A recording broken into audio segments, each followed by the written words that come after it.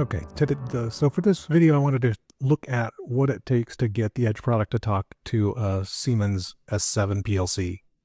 So, I've got this PLC, I want to go pull some data from it. What does it take? Let's look at it. So we're going to be in the Edge Explorer utility that comes with the Edge product. We're going to be in the Collect tab. We're going to say a new input. We'll say Siemens S7, give it a name.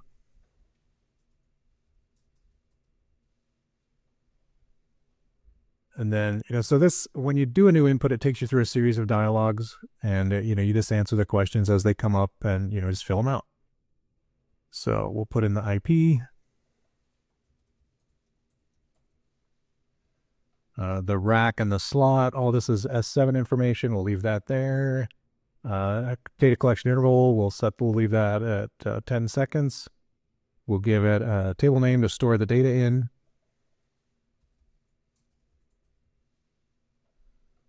Now, this next part is how long to keep the data. You can pick to keep it forever, or you can have it just stored for a certain amount of time. We've got it set here to keep 4 weeks worth of data and purge data after that. So when there's a fifth week, that fifth week will get purged. So we do next. Here's where we enter the information that describes the actual tags of data that I want to pull. So a lot of this stuff is, just what S7 needs to identify a particular piece of information. But there's also this property path that we've added on.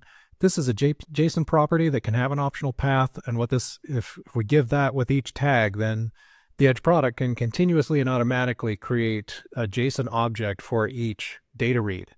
So we'll fill this out and we'll look at what that looks like.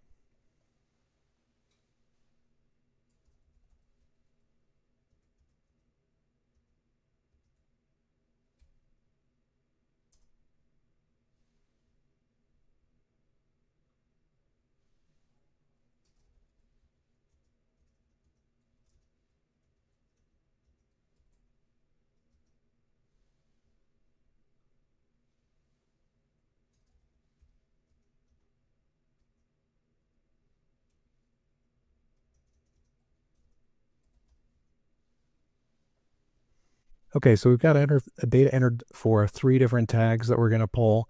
So we'll click next.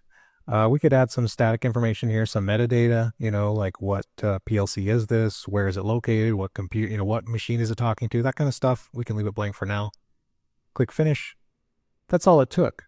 The Edge product is now going out there and talking to that Siemens S7 PLC and pulling the tags that we asked it to. So what does it look like? What does the data look like? So we can click on the Store tab. We'll refresh this.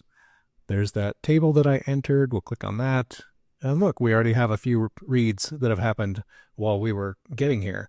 So we can click on one of those and see, you can see it created the JSON object with just like I asked it to and gave it the JSON properties that I asked it to. And also we throw a timestamp in. You got to know when everything happened so that you can correlate data. But that's it.